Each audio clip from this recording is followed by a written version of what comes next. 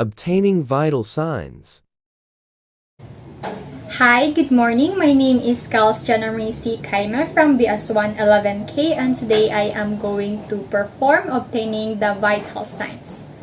Accurate measurement of the vital signs is critical because it serves as the baseline data in allowing us to know any changes in our patient's condition. So vital signs include temperature, pulse rate, respiration rate, and blood pressure. Paraphernalia needed are digital auxiliary thermometer in obtaining our patient's body temperature, a stethoscope in hearing sounds, a sphygmomanometer in obtaining the blood pressure of our patient, a gloves in oral temperature, alcohol for disinfection and avoid contamination during the procedure, and lastly, a watch for measuring the pulse rate and respiration rate of the patient. So now I am going to start by taking the body temperature of my patient. And temperature is essential because it reflects the balance between the heat produced and heat loss of the body. There are few sites which we can obtain the body temperature. It could be through the temporal, axillary, oral, tympanic membrane, and rectal. But for today, I am going to obtain the body temperature of my patient through her axillary and oral. Prior to the procedure, I have to close the door to provide privacy, and also adjust the temperature and the lighting of the room to provide comfort to the patient. And then perform hand hygiene and introduce myself to the client and verify her identity, and also explain the procedure that I am going to do.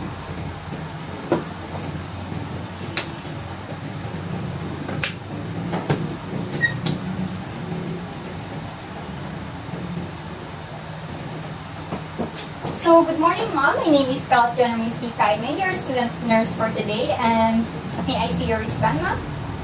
Can you state your complete name, please? Julie Pearl Chavez, And your birthday, please? December 2, 1999. Okay, so, Mom, I am going to obtain your body temperature. So, what I am going to do is to put a digital thermometer inside your mouth. Would that be alright, Mom? Sure. Okay, so now I am going to put gloves in my hand because I am going to take the body temperature of my client through her oral.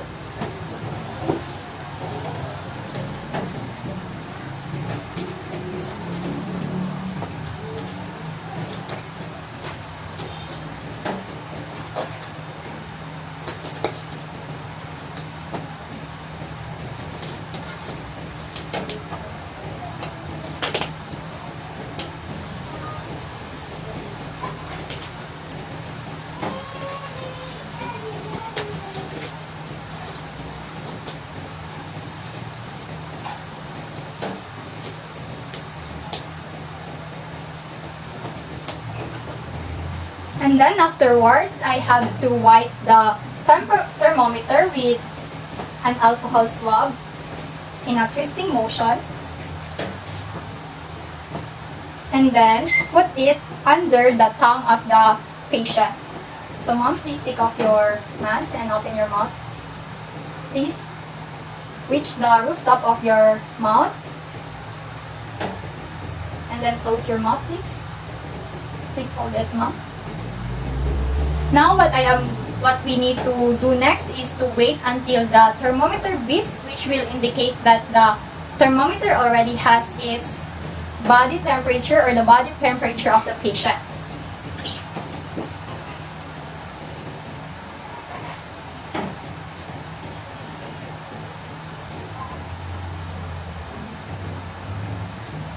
And after this, or after the beeping, since it already has beeped, so Mom, your temperature is 37.8, which is in normal range. And now we have to wipe it again with a alcohol swab.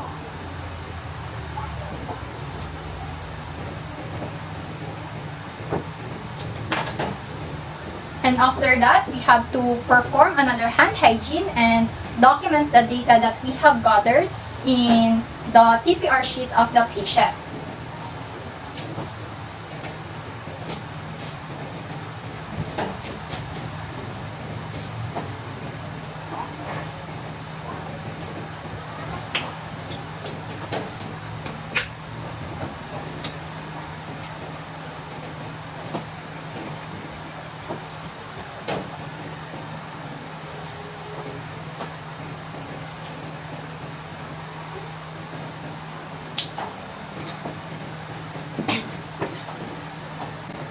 Okay, so now I am going to take the body temperature of my patient through her axillary site.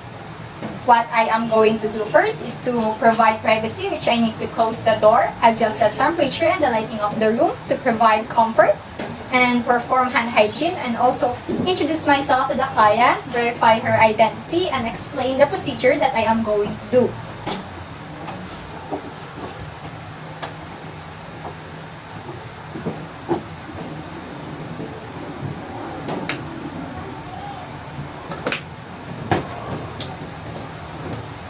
So, good morning, ma'am. My name is Calcion Racy Caime. I am your student nurse for today. May I see your wristband, ma'am? Can you please state your complete name Julie Pearl Chavez. and your birthday, please? December 2, 1999. Okay, so ma'am, I am going to obtain your body temperature.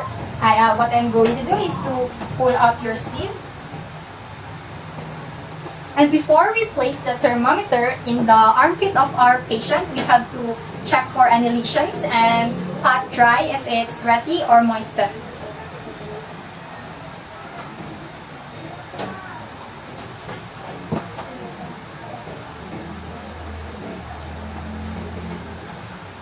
Now I am going to get the temperature or the thermometer and then wipe it. And afterwards, put it in the armpit of the patient. Now we'll just have to wait until the thermometer beeps, which will indicate that it has already taken or obtained the body temperature of our patient. And then after that, we also have to perform another hand hygiene and document the data gathered that we have obtained and plot it in the TPR sheet of our patient.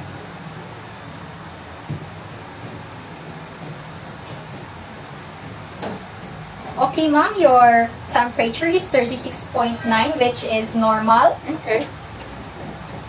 And then wipe it again.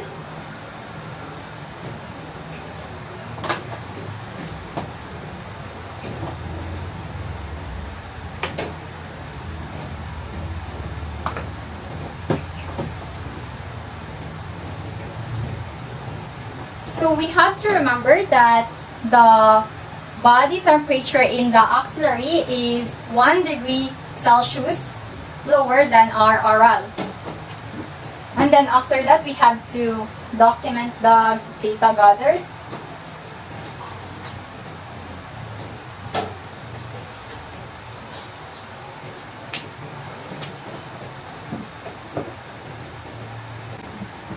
So now I'm going to take the pulse rate of my patient. The pulse is a wave of blood which is done by the contraction of the left ventricle of the heart. We can also obtain the pulse rate in different sites, and it could be in the temporal, carotid, brachial, radial, femoral, popliteal, tibial, and dorsalis pedis. But today I will be palpating the pulse or the radial pulse of the client. So prior with the procedure, I am going to provide privacy, which I need to close the door, adjust the temperature and the lighting of the room to provide client's comfort, and perform hand hygiene, and also introduce myself and verify the client's identity and explain the procedure that I am going to do.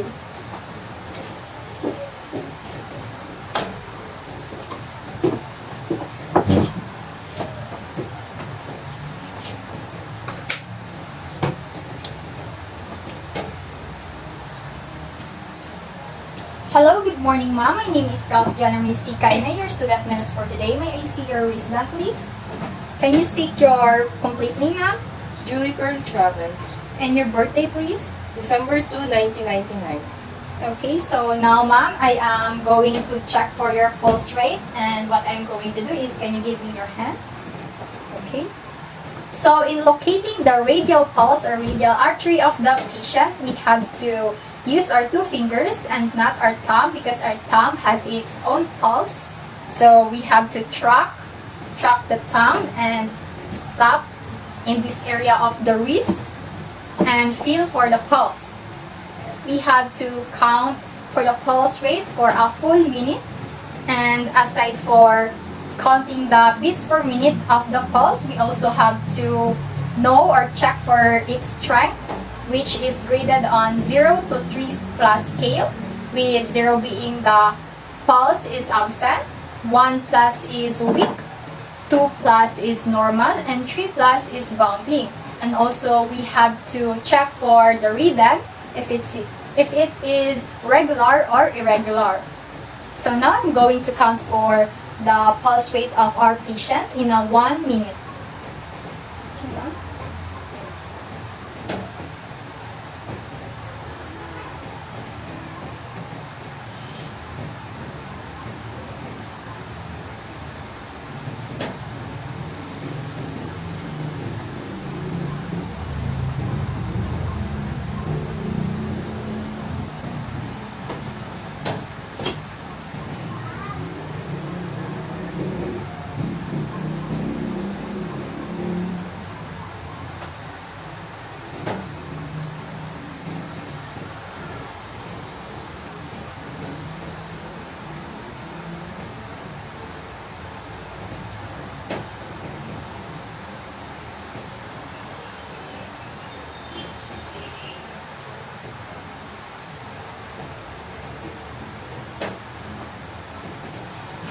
Okay, ma'am, your pulse rate is 70 beats per minute and it is graded 2 plus, which is normal, and the rhythm is also regular.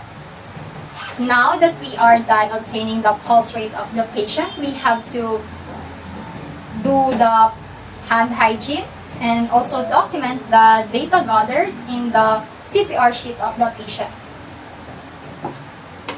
So doing the hand hygiene will disinfect and avoid any contamination.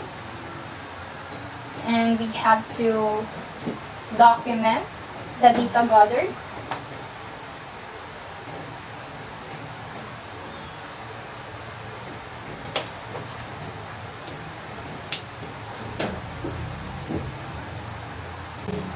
So now I am going to measure the respiration rate of my patient.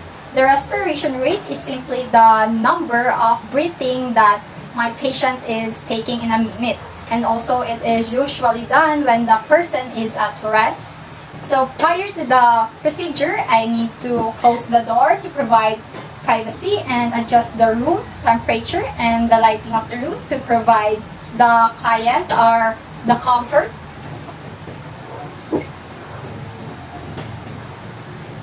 And then perform hand hygiene and also introduce ourselves, verify the client's identity, and explain the procedure that we are going to do. This is to gain the client's or patient's trust and full cooperation throughout the procedure.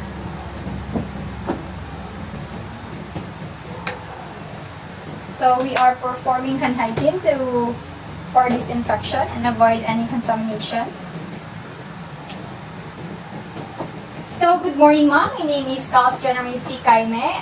May I see your wristband, please? Can you state your complete name, ma'am? Julie Pearl Chavez. And your birthday, please? December 2, 1999.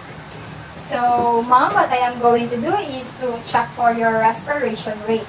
Okay. And now we have to Remember that one inspiration and one expiration is equivalent to one respiration rate. So upon doing or counting the respiration rate, we have to do this and feel the motion which the chest will go up and go down, and count it for a full minute. And by counting the respiration rate of the patient, I am not only counting the number of breaths that she takes, but also the depth of her breathing, which could be labored or unlabored, and also the rhythm, which could be regular or irregular, and the character of her breathing. So now, ma'am, please just be at peace and relax and inhale and exhale.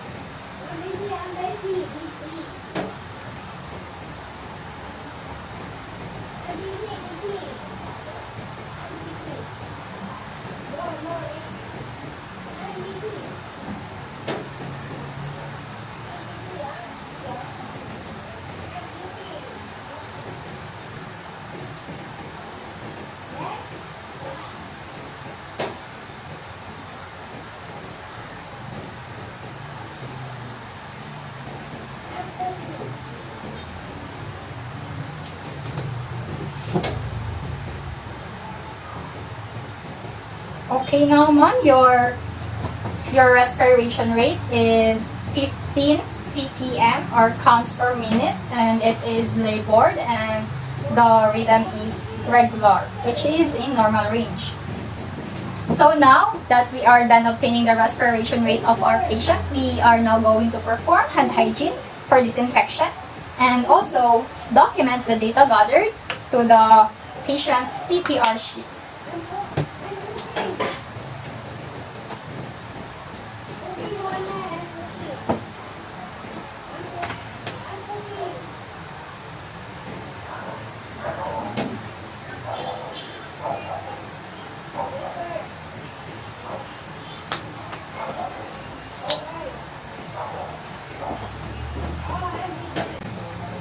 So now I am going to check for the blood pressure of my patient. So blood pressure is the pressure of the circulating blood against the wall of the arteries, and it is usually done by the use of stethoscope and a sphygmomanometer. So prior to the procedure, I have to provide privacy, which I need to close the door and adjust the temperature and the lighting of the room to provide comfort, perform hand hygiene for disinfection, and introduce myself to the client and verify the client's identity, and also explain the procedure that I am going to do. This is to gain trust and cooperation throughout the procedure.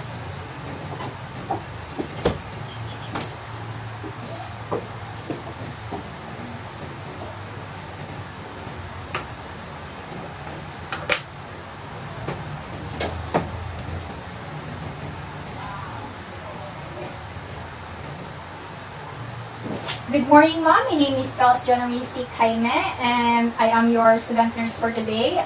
And may I see your face tag, ma'am? Can you please state your complete name? Julie Pearl Chavez. And your birthday, please? December 2, 1999.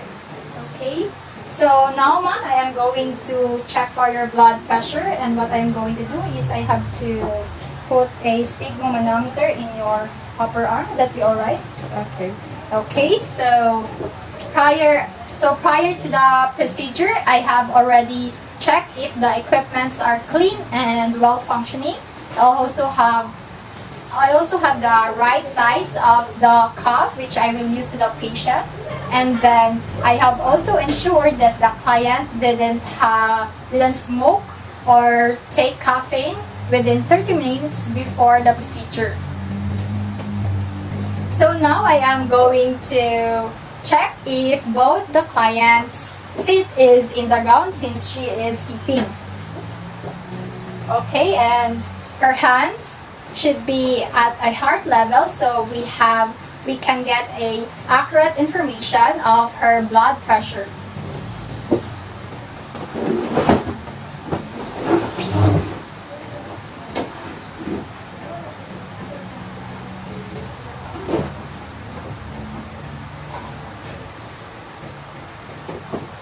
So since this is the initial examination of the patient, we have to perform preliminary palpatory determination of her systolic pressure to avoid having lower systolic pressure reading. So I'm gonna place the cuff in her upper arm, and it should be 1 inch apart from her brachial artery.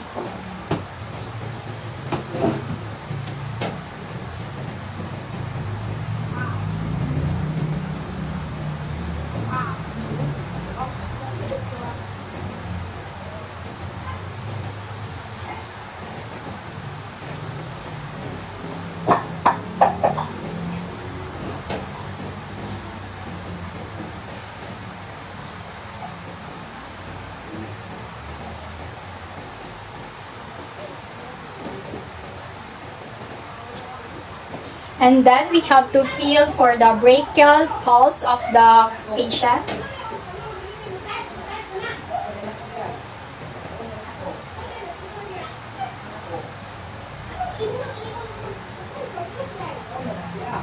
Once we have located the brachial pulse of the patient, we can now inflate the cuff and measure the systolic pressure of the patient.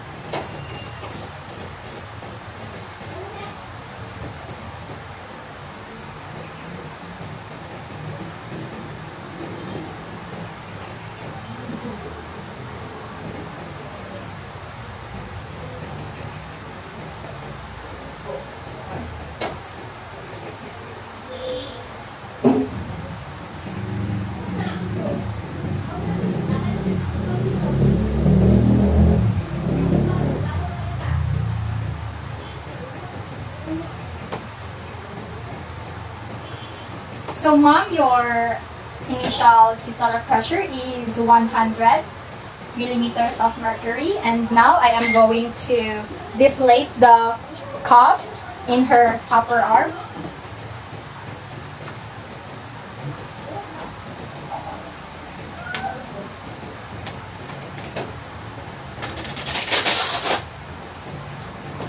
And now, since we have gotten the initial systolic pressure of the patient, which is 100, we are going to add a 30 millimeters of mercury in her estimated systolic pressure. So before that, we have to wait for 1 to 2 minutes before starting the actual measuring of her actual blood pressure.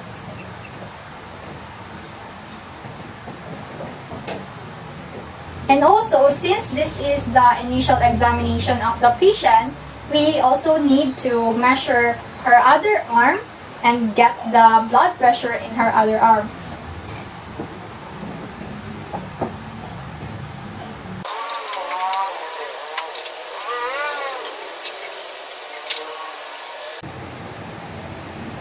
So now we are done waiting. We can now proceed with the actual measurement of her blood pressure.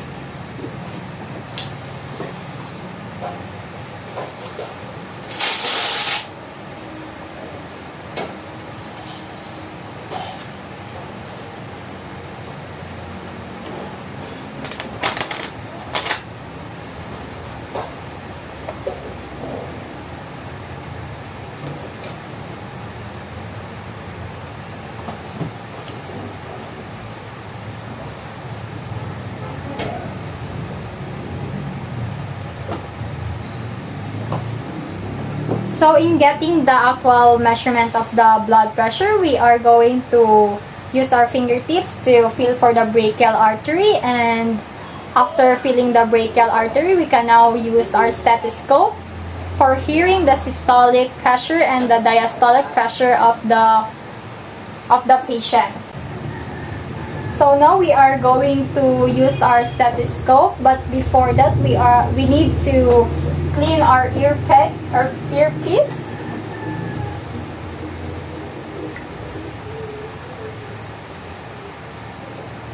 And also the diaphragm and the bell.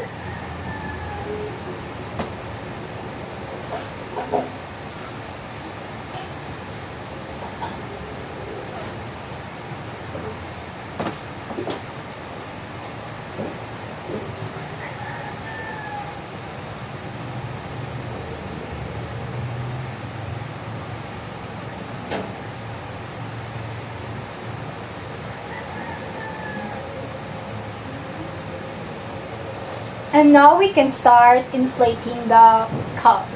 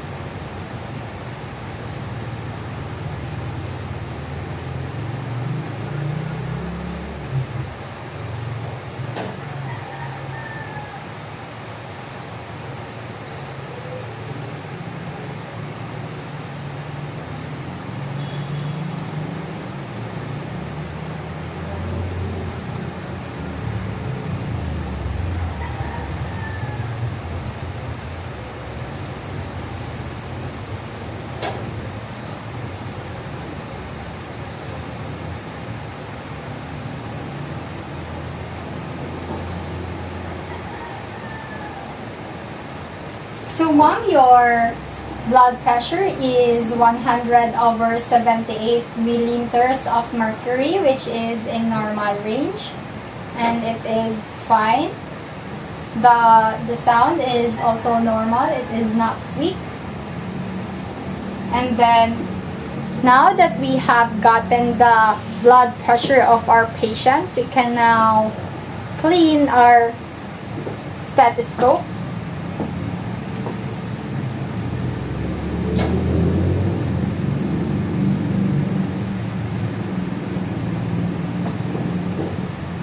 And then inflate the cuff.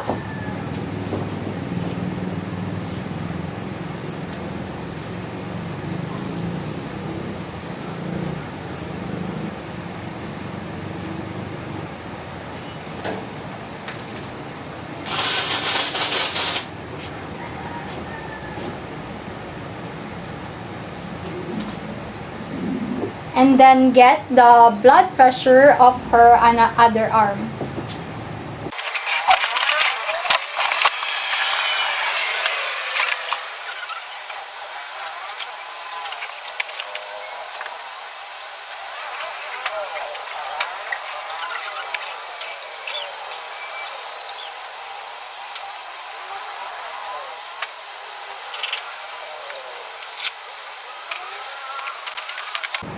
And now that I have already obtained the blood pressure of my patient, I can now perform another hand hygiene for disinfection and record or plot in the data gathered in the patient's CPR sheet.